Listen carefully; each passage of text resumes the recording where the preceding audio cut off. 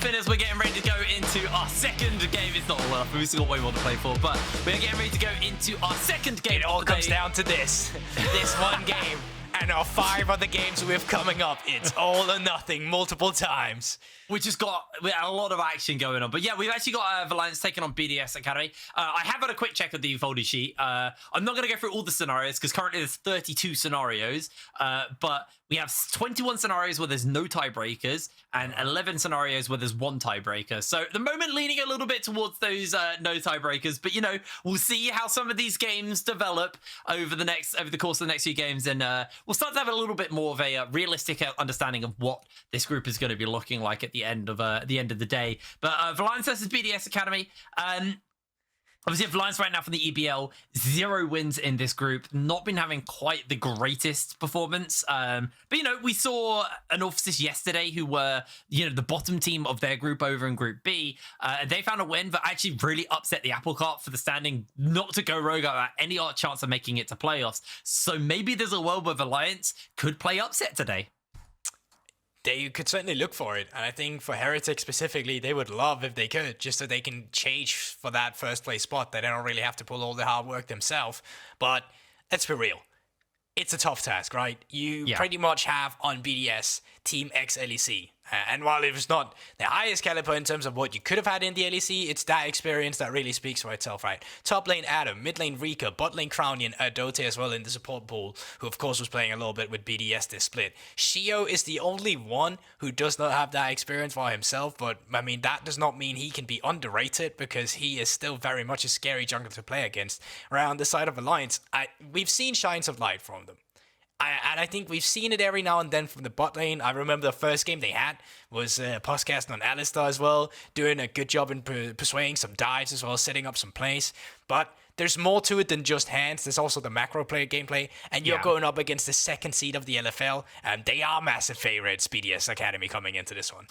Yeah, I actually said first seed earlier, but you're right. It's LDLC who are the first seed, and BDS is the second seed. But even so, that doesn't make them any less scary right now. And kind of going back to the point about like the experience on the BDS Academy, and then you got Sheo. Like, it's always really nice when you have like this very experienced roster, and they bring someone who is typically quite mechanically talented. You bring them into a very experienced roster, and suddenly that like really propels. That player's growth forwards, because they get to be around people who are, you know, a lot more experienced in the competitive side of things and kind of playing that macro game. And then you have someone who's just like, they're really good at what they do, and suddenly they get everything else down on that front. Now, just for a quick update, one of the members of Valiance is currently having a ping issue, hence why we are not into Champ Select yet. So we have a little bit more time to have a catch-up, Gulborg. Where and do you talk about this game. Where's this information? Oh, there we have it. Yeah, I wasn't tagged. All right, yes. What were you looking at? I was just looking for the information in general, man. I was like, where do you see this? But yeah, once again, I think there's loads of different matchups you can dive into, right? Like, from the side of Alliance, they can try and play a carry matchup on the top lane with ArcaneTeddy. We've seen him on the Atrix, I believe, as well, earlier in some of the first game days too.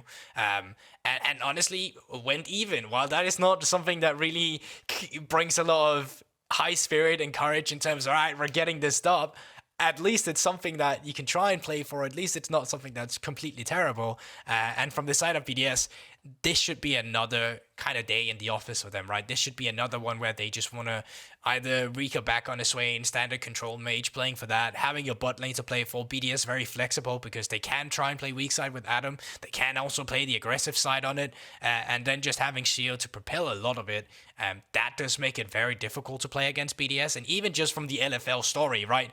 They were ramping up in the LFL. They had a really terrible start to their split in the regular season. They ramped up towards playoffs to the point where they were even beating LDLC, which looked to be the best DRL team we even had, and then towards in playoffs had to go face them back again in the finals where LDLC were able to get their revenge. But this is a team, and as you said, they're the second seed, but they might as well have been that first seed because it is incredibly close between some of the top seeds of the LFL, and BDS no different than LDLC in terms of how they should be approached. Yeah, absolutely. I don't think this game should be written off as like, oh, this is probably just be a tick mark on the way for BDS. You know, I think Valiance, sorry, missed the V there. They you know, they're a team who have the potential to upset. I think, you know, when I look at like the different rosters, when I can kind of, if I just go back to yesterday's games and kind of look at like an Orphsis as, you know, that bottom team, that kind of that non-major league team in that group, an Orphsis, I don't think they have as kind of like experienced players. I mean, they do have like the likes of Golden Toast and Dominant, but Dominant's experienced because he's just played every lane. Except top. I think he's played top. I think he's played every lane competitively, as far as I'm aware. Oh, wow. I might be wrong on that one, but I'm pretty sure he's played every lane competitively. That's okay. Oversell him. It's fine. Yeah, they won't be mad about that, at least. he's out. It doesn't matter. But, you know, for the side of Valiance, you know, ArcaneTeddy, like you said, he's a very capable top laner, very capable of carrying. And like you're saying, he's also very good on things like the Aatrox, which is suddenly just kind of skyrocketed in priority in the top lane. And top lane has been, you know, an interesting lane as of late, you know, mostly played for that front line, but now having things like these disruptors on the Aatroxes as well makes it a little bit more interesting. Now, unfortunately, this high ping issue is still ongoing, so we're going to throw to a very quick break while we iron these issues out, and then we'll be getting into that champ select as soon as possible, so we'll see it in a moment.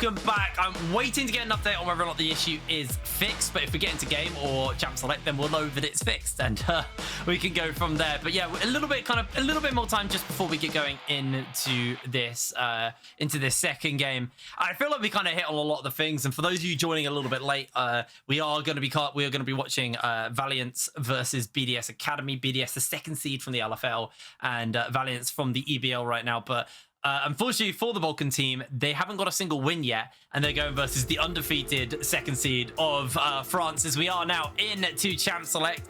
Maybe there's going to be something a little bit spicy up the sleeves here for the side of Valiance. Okay, so we've just come out of the game where AD carries pretty much of all of the priority in terms of like the ban phase. Coming into the second game, you can clearly see that this is now shifting, and you can see the jungle is where the priority really lies. Now, King and Sheo shares some champions themselves, Olaf being one of them, but the fact that you are giving out, like banning away these champions also speaks to me that Valiance are not really looking to first pick any of these champions themselves. They have other sites in their mind. And of course, having that Darius ban is a respect ban towards Adam, and it might even speak to the fact that Valiance are looking to first pick a tank or something in their first rotation leading into the second ban phase. So Yuumi will get taken off the bat, but pretty much all of the AD carries are free to pick open for the litter here. So if you want to go for a Lucian, Nami, if you want that Seri with a Lulu instead, then there's room for it. So it's going to be interesting to see where the priority really lies. All right, well, here we go. The Lulu is going to be the first pick up here. Question is which one of the AD carries do they want to put their attention onto? Do they just want to get that Sivir or the Zeri for the side of BDS? Do still have things like that Wukong, which is also pickable for Sheo in the jungle. They don't have to lock in their support here, so I'm assuming this will be probably a jungler and an AD carry. And there's the Wukong pickup. It might just be either the Lucian or the Nami coming through here with the Wukong going into a lane contest, or Kalista even if you want to try. No, it actually is going to be the Lucian. And yeah, I feel like it's a correct choice here. Crownie, he knows that the enemy wants to play a scaling lane. Now that you see the Lulu, you know that they're trying to go for either the Sivir and the Seri. And the reason why it's not too good to pick the Sivir or Seri for yourself is just due to the fact that you don't have those reliable enchanters with you anymore. You ban Yuumi yourself, and they have already first picked Yuumi, which the entire reason is why they first picked the Yuumi or the Lulu is due to the fact that now they can pick either the Seri or Seri here on 3 instead. But actually a blind pick top did come through. It was not a tank as we talked about. It was going to be the Renekton for potentially either Diva or ArcaneTeddy. I like that pick. Like you said, it is a little bit flexible. You can play it around the place, but expecting this to most likely be their AD carry pickup in that Sivir or Zeri. Although they are running a few scenarios of different pickups for themselves, as actually decide to completely ignore both of those two and pick up the Viego here for the jungle for King. Viego, interesting. I could see it if he was like, all right, let's go for Poppy, let's try and shut them down just a little bit.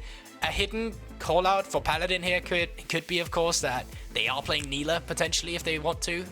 I'm not sure if they do. I'm just saying they could potentially try and pick that with Lulu Neela if they ban away the Seri and the Sivir, as will most likely happen here. At least that would be one of the options that I could see make sense, since they decided not to rotate an AD carry on 2 or 3 here. Alrighty, well, running through the bans, the Zeri has been denied. I'm assuming a Sivir is probably going to be the next ban here. Unless they do just want to pick into that Sivir and then maybe, like you said, deny the Neela. Obviously, do have options on that front as well. But on the other side, banning away the Aatrox, probably just looking to ban away anything that can handle this Renekton in lane. Maybe a Fiora as well for Adam.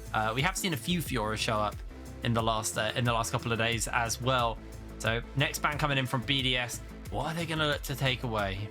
I mean, it could just be they want to play into Sivir as well, just due to the fact that she is one of them champions you can push in, but who else do you want to ban then? Is there something else you're worried about? I don't really think there is, so I think that you just have to stay with the Sivir, and yes, it does come out as well. I think Fiora is a good shout as well, in terms of a second ban that could come through is Adam wanting to contest on the top side.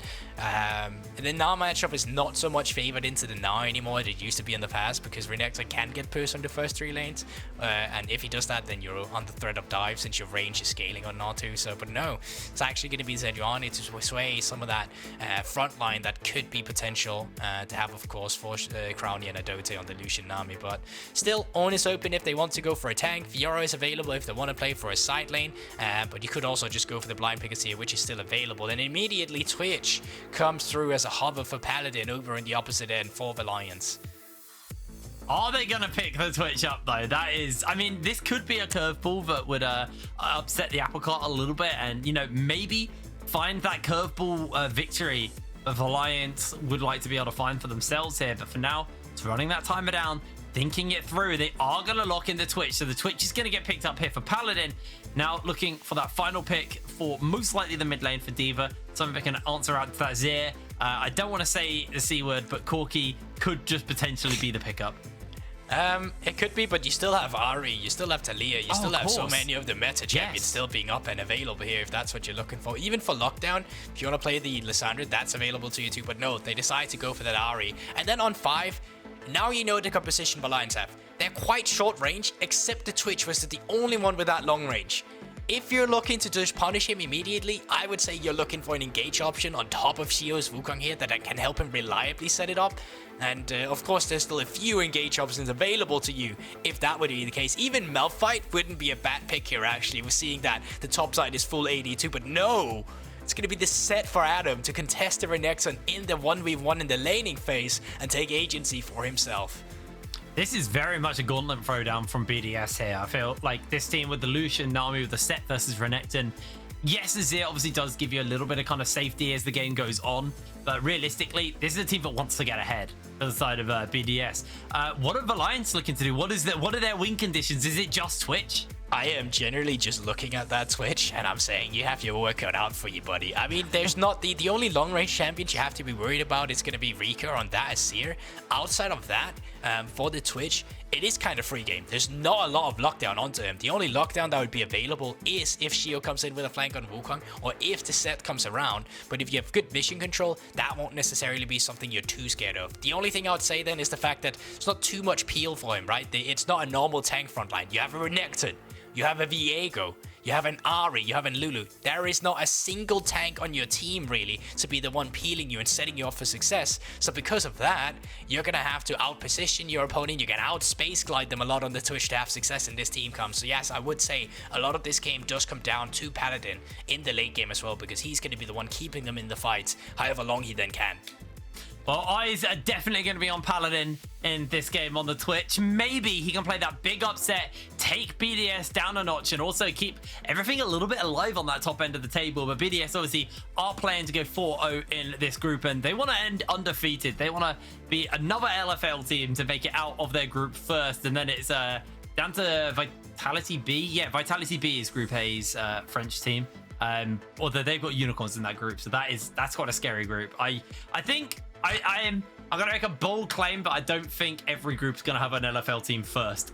But I think with the way BDS have been playing, I think they're realistically set up to take first in this group. So this game is going to be about them, you know, not getting caught, not being disrespectful, and just basically locking themselves into that first spot. I don't think that's too bold. I think Unicorns of Love have had a really good showing, and it wouldn't surprise me to see them remain in that spot. But what I do expect, and what I would expect, is that actually all the LFL teams, that would be my claim, all LFL teams make it out to the group, to the quarterfinals.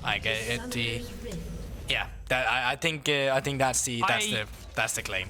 I think that is the most hot take ever. I think you're very correct in that. Giants aren't having a great time in Group A, and Zero Tenacity is 0-3 right now. So I think it's pretty fair to say that what the expectations are on that. But we did actually speak to, I can't remember who we spoke to from the LFL on the first week. I got to chat to one of those guys about teams that they were looking at. Didn't leave a good first impressions, did they? No, well, you know, I spoke to a lot of people. Oh, okay, look at you. Just, you know, I'm a talkative guy. What can I say? But I was asking them about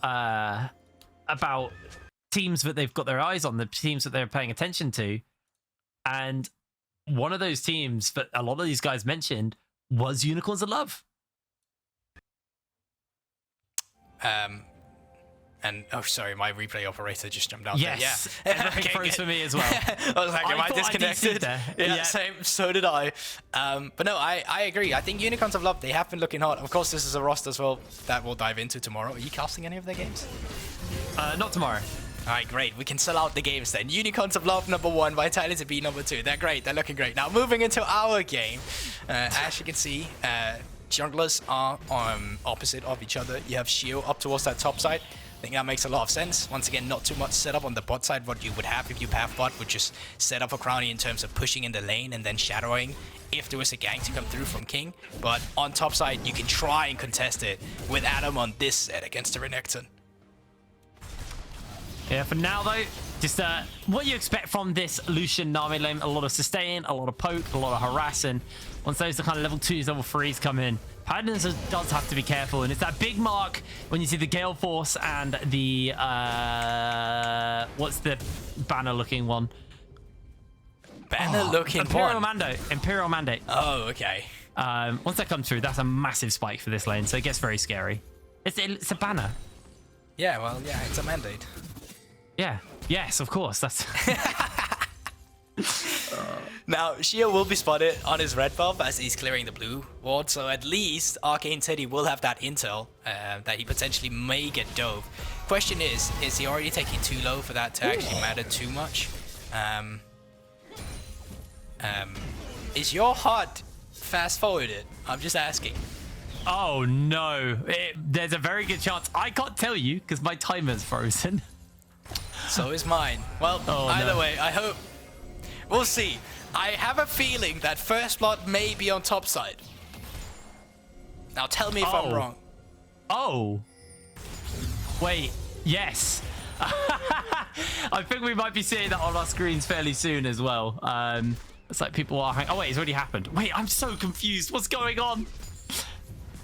Well, it has not already happened. Okay. Ignore everything you're looking at. Only look at gameplay. Only look at gameplay. Yes, take it away. I was about to say, everyone at home, you need to take your right hand and put it over the top side of your screen. Don't look at anything. There's nothing to see here. It's a perfectly normal Summoner's Rift gaming experience right here at the European Masters. I'm gonna make an assumption that yes, we'll see some action in the top side fairly soon, but not quite yet. As for now, anytime. It's coming. It's coming. Alright. We're gonna look like the biggest big brain people ever. No, there's nothing happening mid. They'll be fine. Don't worry. Nope. King tried to go for the old W into E. That doesn't work on Viego any longer. That has been nerfed, as you can see there. Are we getting banned now that we set spoilers? I don't know. How does it work? Getting subtracted this game.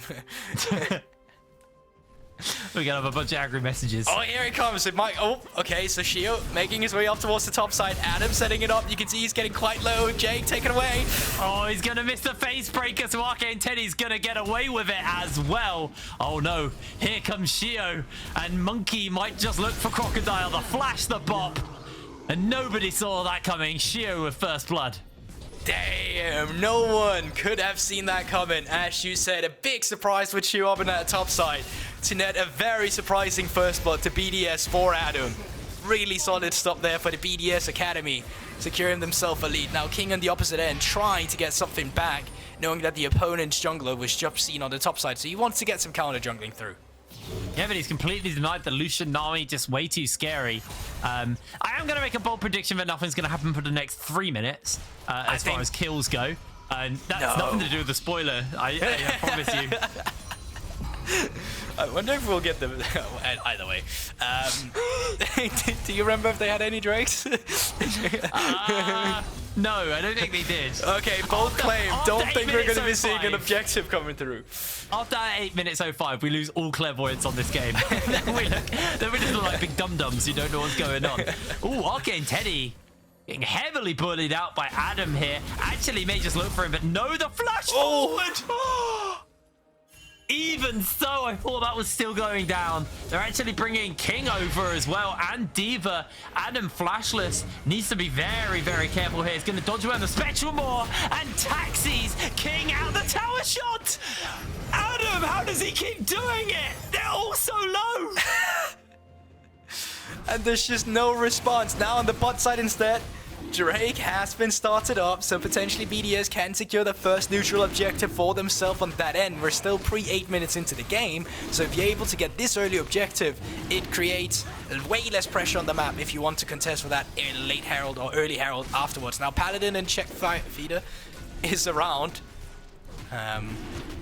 but no, the first objective will go to Sheo. No one's really disrupting it. Ain't gonna be able to pick up that dragon. I didn't see what the next one was. I quickly looked away. Adam teleports back into the top side. He's gonna be able to. Thank you. Ocean Drake is the next Drake. Means we have Hextech, Cloud, or Mountain as our soul.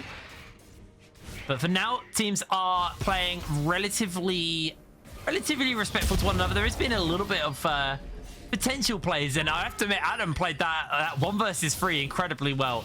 He was so close to just getting like 3 kills there. It was super crisp. That was unfortunately not quite enough damage. Yeah, top laner getting blue balled up there in terms of those kills there for sure. And I think Adam now, at least with the priority on the wave, can get some plating for himself. But yeah, as you said, that was a lot of kills that could have gone his way. Unfortunately, not going to be the case.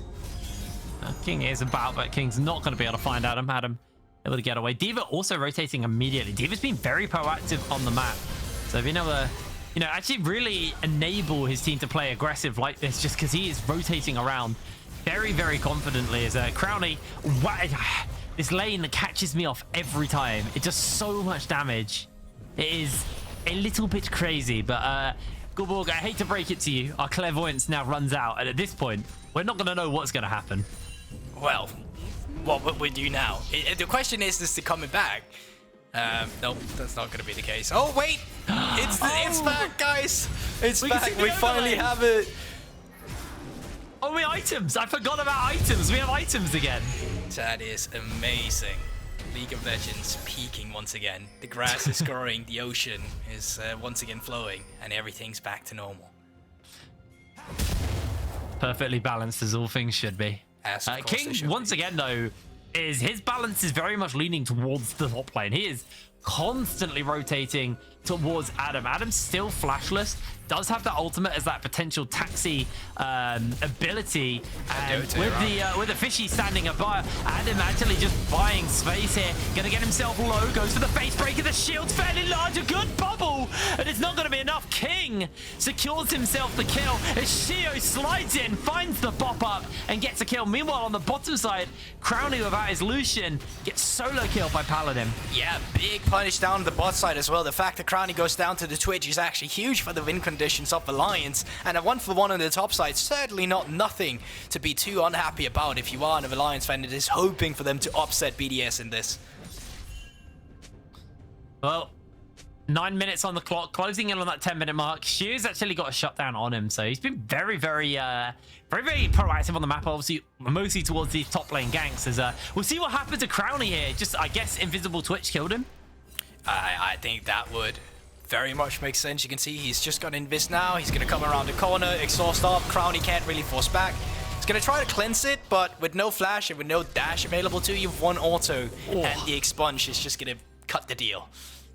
That was a lot of summoners as well used by Crownie. He lost, you know, a lot of that power he'd been kind of building up in lane as Diva. Now looking for Sheo. Remember, Sheo's worth that shutdown. Sheo just get taxi with the E towards the Rift Herald, but Valiance actually rotating a lot of members over here.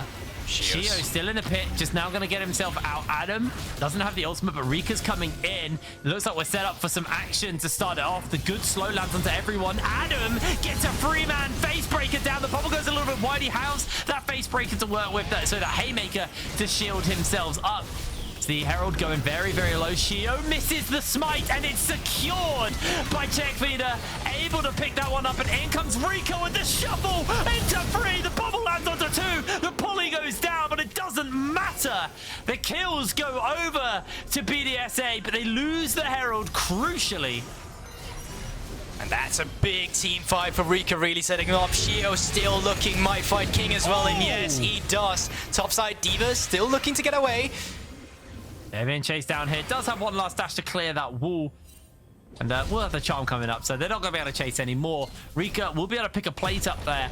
And now it's really on how is this Herald going to get used to pull back what they lost for this fight. Yeah, I mean, it's going to be incredibly difficult if you don't have any of the prior 2 pink wards coming through to make sure you're after this extra sake going for this flank.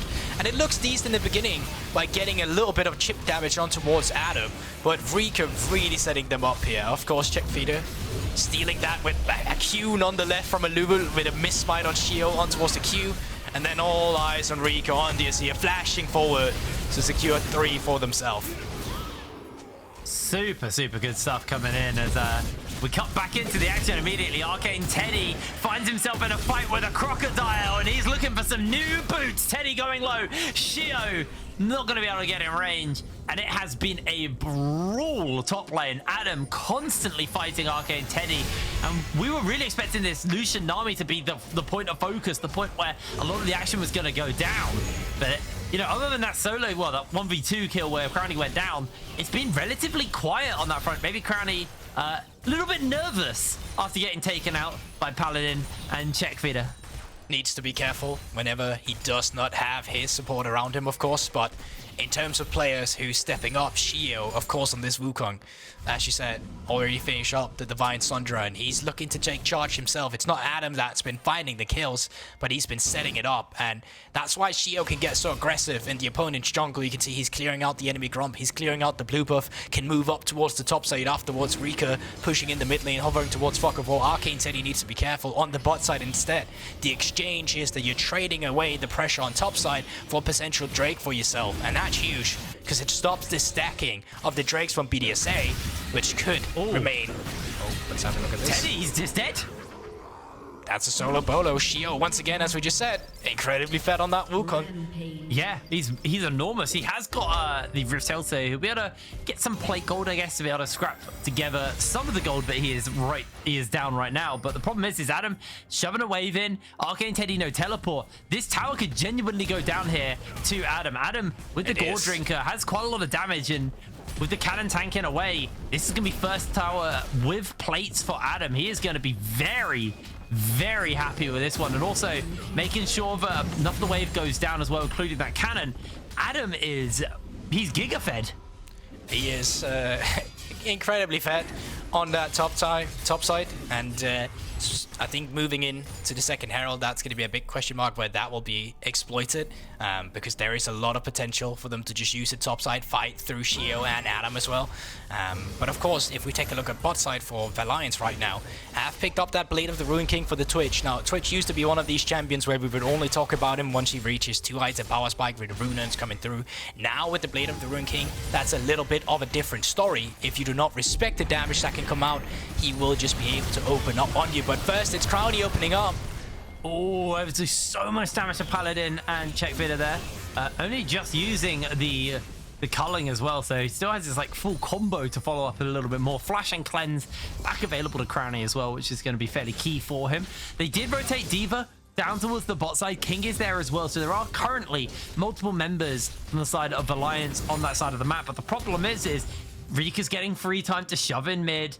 Adam able to quite confidently push deep into the side of Valiance on the top side, and even going to get himself a couple of camps to deny from Sheo. So Sheo, not Sheo, Sheo's also denying camps from King. So King starting to slip behind us. More and more camps are getting picked up because Adam's able to farm one side of the jungle and Sheo the other. And King, he may just be a camp for Sheo to take down as well here. Oh, great play by Sheo. But Sheo knew it was coming and cloned over in advance, catches him out.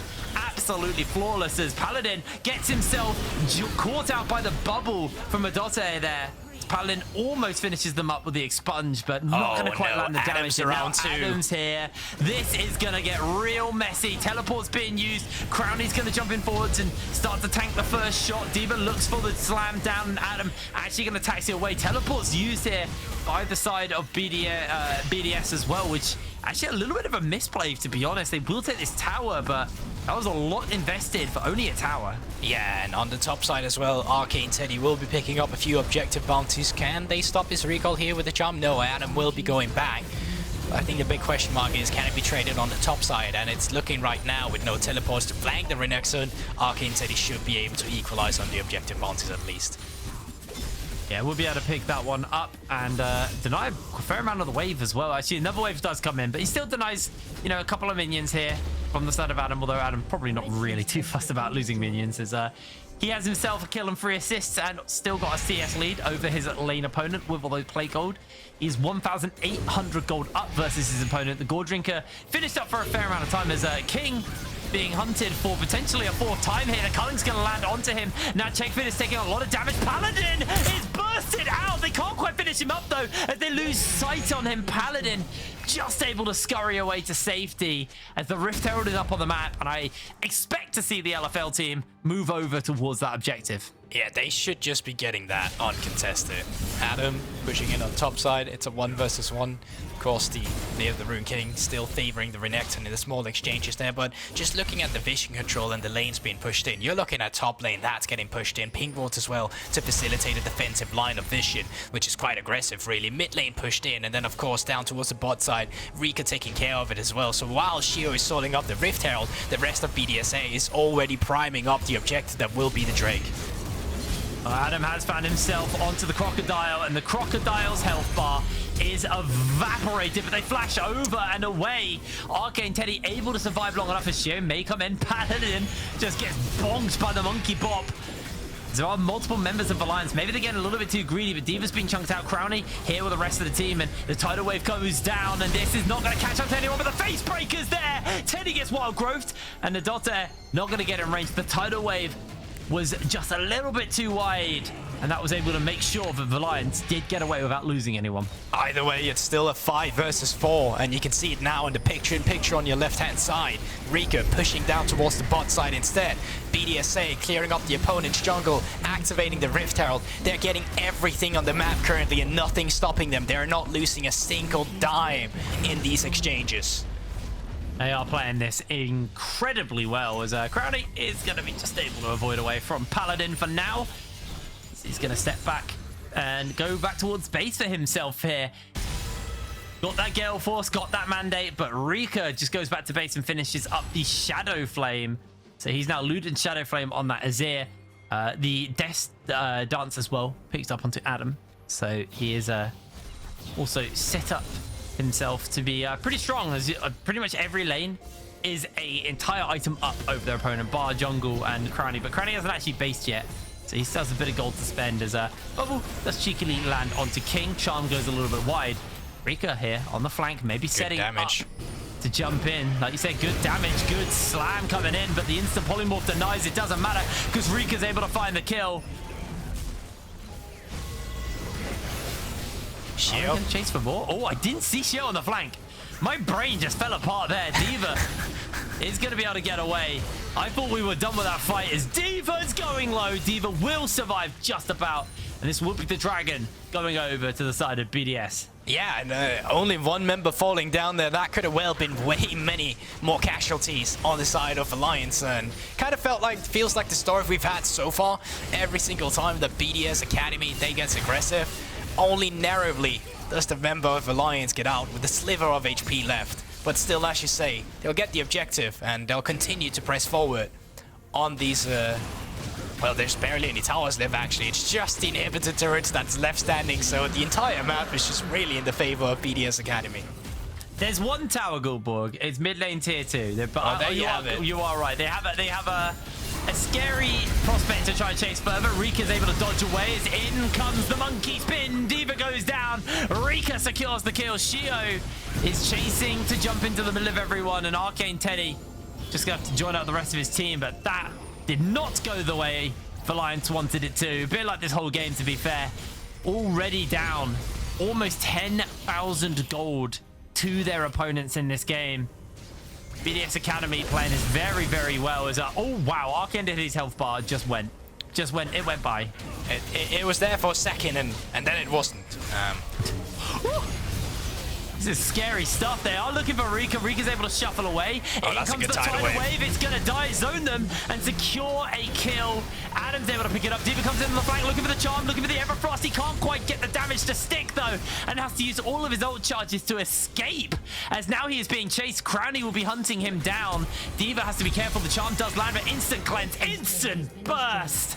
Secured by Erdote, but it doesn't matter because the game, the base, everything has been cracked open. BDS Academy looking to take this game in dominating fashion, in fast form, and they just want to get on to those games that really matter. The games versus SK Prime, the game versus Heretics, and it feels like they are coming in very strong form today. They definitely are, but they're not going to be over eager. They take care of the bot lane inhibitor, leave the mid lane to come, and once again, it's difficult to fight right now for Valiance. They are just so behind, and a great tidal wave really to zone the members apart here. You can see Paladin forced to step back forwards as well. You can't really run away immediately as the Viego. Diva comes in for the flank with the TP, but nothing really connects or sticks. And I mean, at this point in the team fight, it's just over. There's nothing really to fight for.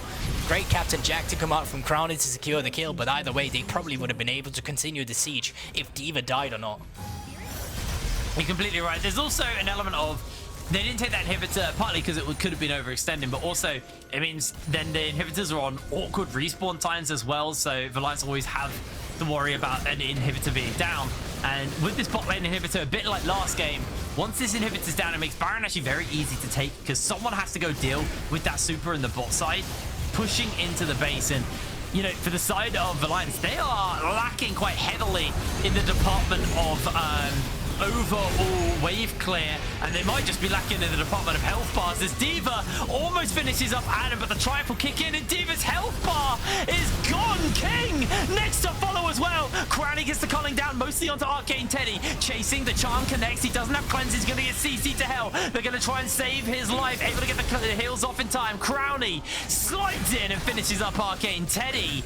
And BDS Academy able to crack even more kills, get the Baron, and they're probably just going to look to end the game here. They've got two supers, they're teleporting in, they're about to get buffed up. Reeker absolutely annihilating health bars as well. The tower's under fire, and the LFL second seed are looking to continue their strong streak here at the EU Masters. They're looking to go undefeated in this group as they will slowly but surely whittle down all of these towers. They need to do all the inhib because the minions can't come forward.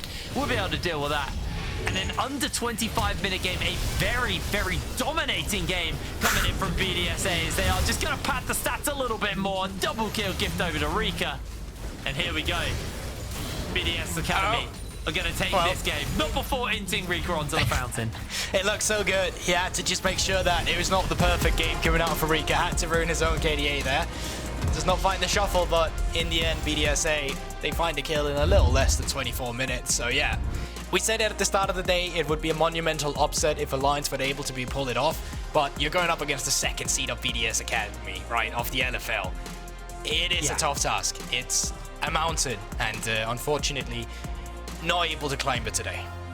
Not able to climb it, unfortunately, but, you know, there is still a world where they can play upset for the other two teams currently playing towards that playoff spot. BDS was a very tall ask, and, I mean, they look very scary coming into this game. So, question for me is, are we, you know, are the other two teams going to be able to go toe-to-toe with them? Are they going to beat them? Because, especially now for SK, after losing to Heretics at the start of the day, they somehow need to beat BDSA. But we actually have Crownie standing by for an interview, so we are going to pull him up. Crownie, hello, how are you doing? Hello, doing good. Thank you, thank you. I mean, that was a very dominating game. I think, obviously, expectations where you were going to take this game. I think that's not particularly a bold claim to make. Let's talk about the other teams in the group, though. Do you feel confident that this is going to be an undefeated day for you guys? Yeah, I mean, I think if we play like we're supposed to and maybe fix some mistakes that we've done in the games, then should be 6-0 for sure. I don't see us having problems. Now to kind of hone out just a little bit and go back to talk a little bit about the season you've had with BDS. It didn't look too good in the beginning. You had Erdote come back in, and it seemed like you were really on a ramp up as well. Playoffs is going well, going up towards that final. Unfortunately, not able to take it. But it looked like you and Erdote are really on the same page quite a few times as well, moving forward as a bot lane duo. So it was just like, what are your strengths as a bot lane duo? Because you've played with quite a few supports now. What is it that makes you guys so damn scary down in that bot side? Yeah, I mean, I would say like with everything that happened like before summer, with like the changing of the supports and like the Korea bootcamp and all of this, obviously like it hurt obviously it hurts like a team synergy if you have a different support and then we swap mid-season, and also we weren't, so it took some time for me and Erdote to like get our synergy back, right? But I would say that we understand the matchups pretty well. Like he's always open to my criticism and stuff if I see that we're doing something wrong. And I would say we were actually better in spring. I think in spring we're for sure the best bot lane, I would say, out of LEC. But I think now we're like slowly ramping up, I suppose. But I think we're still not at the level we were in spring. Also, the champs are a bit different. Like in spring, it was a ton of Jinx, Aphelios, tank and Thresh, which I feel like we had a very good understanding of the matchups. Well, now it's like more Sivers area and like Yumi, Lulu, range support trades, Nami, which I think we're not at like the highest level at yet. But I think we obviously can be. So we'll keep working towards that. But I think if we're playing like we're supposed to, we should be the best bot lane outside of LEC. Well, talking about bot lanes, actually, I'd like to carry that on. Give me some other bot lanes in this tournament who you really rate, who you think are actually a really good bot lane. I'd like to get your thoughts on, our top bot laners, because this is very much a bot lane-centric game at the moment. Yeah, it is. The meta is very bot-centric because of all the hyper carries and dragons and all that. As for bot lanes, I would say it's kind of similar to like the top teams. I would say like besides us, the best three are UL, Vitality, and LDLC, which I would also put as like the top 4 teams with us. So I mean, that's probably like like it shows you that bot lane is an important part right now, I would say, because the meta is so bot centric. And like those bot lanes are the best, I would say, besides us. Awesome. Well, Crownie, thank you very much for joining us on the interview. Congratulations on the win, and good luck with your game versus SK and Heretics later on in the day, and we'll speak to you later. See you later. Thank you very much. Bye. Bye. That was a very solid game. I think, we expected it to be one-sided coming into that Gulborg. It was one-sided coming into it. Yeah. I mean, I think our reflections came true. It is what it is. When you get to European Masters, there will be a big skill discrepancy, and you cannot ignore it. We cannot sweep under the rug. What we can, though, on the other end, is shine a few lights on some of the highlights we did see from Valiance, right? They got the 2 versus 1 down on Crownie. They got a Herald steal from CHECKFIDER. But outside of the small moments, when it came to how you really approach the game, this was all BDSA. Yes, I can't really disagree with you on that because it would be crazy.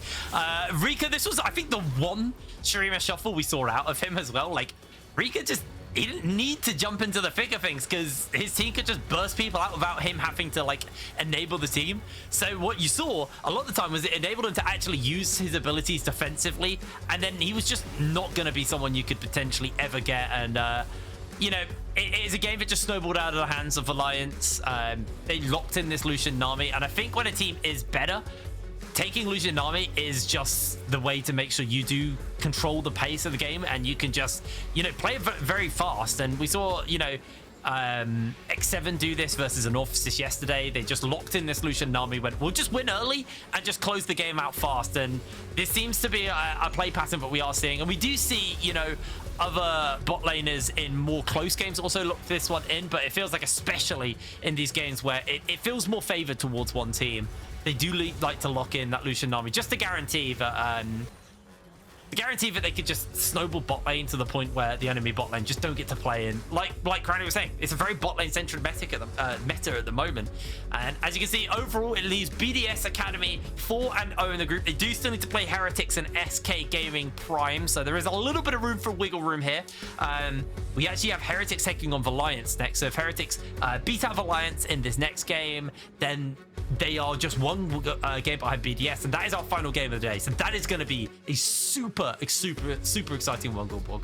Yeah, 100%. And I think these are the teams that a lot of people had on their list to make it out of this group, right? Going into this group in the tournament. And I think by good reason. We see it here. And, I like getting Crownie's approach here. There's something to build on. Them calling themselves the best bot lane outside of the LEC. That's something to continue to track in this tournament as well, seeing their approach against some of the other teams, because we will be seeing them go up in the quarterfinals. The question is just how far can they actually reach it? Because we've seen BDSA in a position where they were talked well up into last year's European Masters as well, but they weren't able to deliver on it. And he was even talking about how they're not back in complete spring form just yet, but they're trying to make their way there. So I think it's still a very interesting team that isn't at their final form yet, and will be very interesting to track. Well, we are going to be throwing it to a quick break before we get on to game number 3, but there's not this isn't the only European League of Legends going on. Obviously, we've got Fnatic versus G2 this weekend for the LEC final, so we have a nice little teaser trailer to get you excited for that over in Malmo. So we'll be back after this. Fuck.